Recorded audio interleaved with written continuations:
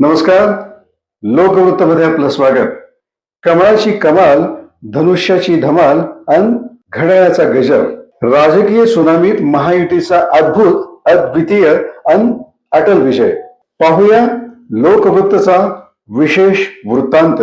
देवेंद्र फडणवीस यांनी भाजपचा दणदणीत विजय आकाराला आणला. देणारे मुख्यमंत्री या लोकप्रिय प्रतिमेच्या मदतीनं एकनाथ शिंदेंनी घवघवीत यश मिळवलं आणि अजित पवार यांनी यावेळी काकांना धोबी पछाड दिला. लोकसभा निवडणुकीत दणकून आपटलेली महायुती 5 महिन्यांनंतरच्या विधानसभा निवडणुकीत 200 पार जाईल असं भविष्य कुणी वर्तवलं असतं तर कुणाचाच विश्वास बसला नसता. मात्र आज तेच वास्तव आहे. गेली 5 वर्ष राजकीय पक्षांनी महाराष्ट्राच्या राजकीय शिवारात केलेल्या चिखलात अखेर महायुतीची, त्यातही कमळाची शेती फुलली आहे. राज्य निर्मितीनंतरच्या 14 विधानसभा निवडणुकांमधील हा सर्वाधिक दैदिप्यमान असा विजय आहे. 50 वर्षांपूर्वी 1972च्या निवडणुकीत इंदिरा काँग्रेसनं 222 जागा जिंकल्या होत्या. त्यानंतर कोणत्याही पक्षाला किंवा आघाडी युतीला 200चा आकडा ओलांडता आला नव्हता. यंदा भारतीय जनता पक्ष, शिंदे सेना आणि अजित पवारांच्या नेतृत्वाखालील राष्ट्रवादीनं न भूतो न भविष्यती असा विजय संपादन करून नवा विक्रम नोंदवलाय. महायुतीच्या या सुनामीत काँग्रेस, उद्धव सेना आणि शरद पवारांच्या नेतृत्वाखालील राष्ट्रवादीचा पुरता पालापाचोळा झाला. तिन्ही पक्ष कसेबसे आमदारांचा दुहेरी आकडा गाठू शकले. विदर्भानं काँग्रेसची तर मुंबईनं शिवसेनेची थोडी बहुत लाज राखली. यापैकी दोन्ही काँग्रेसचं असं पानिपत 2014च्या मोदी लाटेत होईल असं वाटलं होतं. प्रत्यक्षात तेव्हा तसं झालं नाही. ती वेळ 10 वर्षानंतर आली.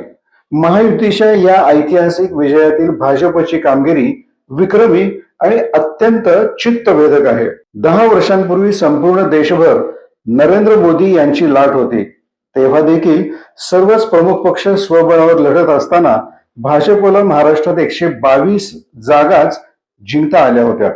गेल्या निवडणुकीत शिवसेनेशी युती केल्यानंतर तो आकडा 105 पर्यंत खाली आला. आता अवघ्या 152 जागा लढवून भाजपनं 130 पेक्षा अधिक जागा जिंकल्या. हे यश अद्भुत असंच आहे. 5 महिन्यांपूर्वी झालेल्या लोकसभा निवडणुकीतील पिछेहाटीच्या पार्श्वभूमीवर तर हे अधिक उठून दिसणार आहे. किंबहुना त्या पिछेहाटीमुळेच भाजप कार्यकर्त्यांची फळी पेटून उठली, कामाला लागली. आपला पक्ष सर्वात मोठा असूनही 5 वर्ष मुख्यमंत्रीपद मिळू शकलं नाही. माजी मुख्यमंत्री देवेंद्र फडणवीस यांना राजकीय अपरिहार्यतेमुळे उपमुख्यमंत्री पदावर समाधान मानावं लागलं. तेव्हा या लाडक्या नेत्यासाठी मुख्यमंत्रीपद मिळवायचंच अशा जिद्दीनं पक्ष संघटनेनं रात्रंदिवस मेहनत घेतली. राष्ट्रीय स्वयंसेवक संघाच्या विविध संघटनांनी तळागाळात काम केलं. अधिकाधिक मतदान होईल यासाठी प्रयत्न देखील केले. भाजपची संघटन शक्ती आणि कौशल्य तसंही इतर पक्षांनी हेवा करावा असंच आहे. त्या कौशल्याचा अत्युच्च आणि अप्रतिम आविष्कार या निवडणुकीत दिसला. सामान्य कार्यकर्त्यांच्या अथक परिश्रमानं पक्षाला ऐतिहासिक राजकीय यश मिळवता आलं. मुख्यमंत्री एकनाथ शिंदे आणि उपमुख्यमंत्री अजित पवार या दोघांच्या तर राजकीय जीवन मरणाचा प्रश्न होता.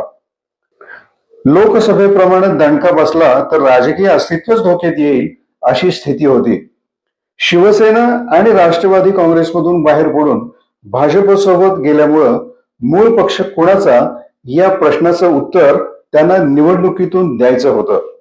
अनुक्रमे उद्धव ठाकरे आणि शरद पवार या दोन्ही नेत्यांचा उत्साह लोकसभेतील यशामुळे दुणावला होता. फुटीरांवर अखेरचा घाव घालण्यासाठी ते दंड थोपटून मैदानात उतरले होते. त्यामुळेच करा अथवा मरा अशा भूमिकेतून शिंदे आणि अजित पवार ही निवडणूक लढले आणि दोघांनीही आपला मूळ पक्षापेक्षा दुपटीहून अधिक जागा मिळवून पक्ष कोणाचा हा प्रश्न मोडीतच काढला.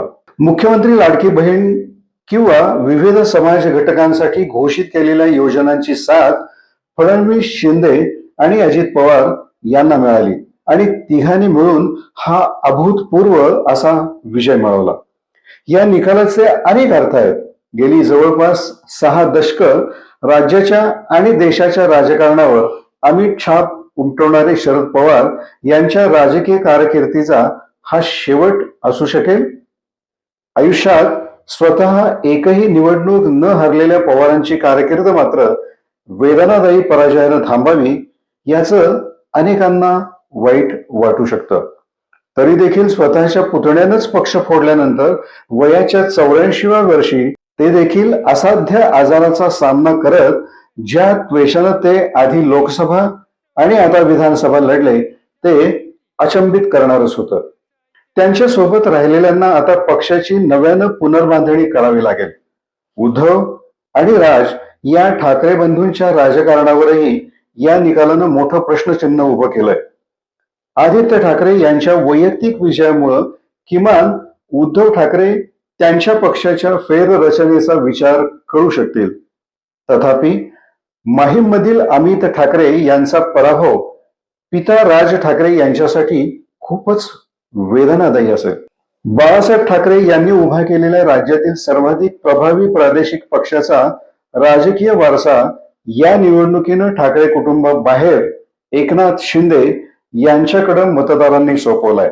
काँग्रेसच क्रमांक 1चा पक्ष बनेल आणि महाविकास आघाडीत मुख्यमंत्रीपद वाट्याला येईल असं मानून त्या शर्यतीत असणारे बाळासाहेब थोरात तसंच माजी मुख्यमंत्री पृथ्वीराज चव्हाण हे दिग्गज नेते पराभूत झाले आहेत. हरियाणानंतर देशातील सर्वात जुन्या पक्षाला हा दुसरा मोठा धक्का आहे.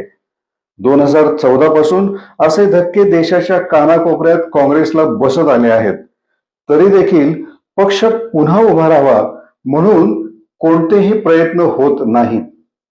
आता तरी पराभव आणि फेरबांधणी हे समीकरण जुळेल का नाही हे सांगता येत नाही. राजकीय पक्ष आणि नेत्यांपेक्षा सर्वसामान्य जनता मतदारांच्या दृष्टीनं या निकालाला वेगळं महत्व आहे. या मतदारांनीच राजकीय अस्थैर्य, राजकीय हडेलहप्पी, नेत्यांच्या कोलांटोड्या, वैचारिक व्यभिचार आणि पक्षांच्या फोडाफोडी विरोधात जबरदस्त कौल दिलाय. कारण त्यांना सामान्यांच्या भविष्याचा, राज्याच्या प्रगतीचा विचार करणारं स्थिर सरकार हवं होतं. एक दिलानं, एकजुटीनं वागलात तर युती आणि आघाडी चालेल. तथापि एकमेकांच्या विरुद्ध कटकारस्थानं करणाऱ्या पक्षांची आघाडी नको हा मतदारांनी दिलेला स्पष्ट असा संदेश आहे. महाराष्ट्रापुढे खूप मोठी आव्हानं आहेत. देशातील पहिल्या क्रमांकाचं राज्य हा लौकिक टिकवून ठेवायचा आहे. पायाभूत सोयीसुविधा तसंच शेती, उद्योगाचा विकास हाही हवाय. बेरोजगारांच्या हाताला काम हवंय. शेती, माती, पाण्याचा विचार व्हावा. शहरांमधील जगणं सुसह्य व्हावं. विज्ञान तंत्रज्ञानातील प्रगतीद्वारे भावी पिढ्यांच्या भविष्याची बेगमी व्हावी. अशा अपेक्षांच्या पूर्ततेसाठी स्थिर तसंच केंद्र सरकारशी सुसंगत असं सरकार जनतेनं निवडून दिलंय. या जनमताचा आदर व्हावा. यावेळच्या निवडणूक प्रचारात शब्दांचा विखार होता. शेवटी त्याला शस्त्रांची धारही आली. धर्म तर विभागलेले होतेच, पण जाती दुभंगल्या. अगदी उपजातींमध्येही भिंती उभ्या झाल्या. या विखाराचं व्रण दीर्घकाळ राहिलं तर ते वातावरण कलुषित करतात. आता युद्ध संपलंय. जनमताचा कौल मिळालाय. या दरम्यान दोन्हीकडून ज्या जखमा झाल्या त्या मिटाव्यात यासाठी विजेत्यांनी आणि पराभूतांनीही प्रयत्न करायला हवेत. तोच खरा महाराष्ट्र धर्म आहे.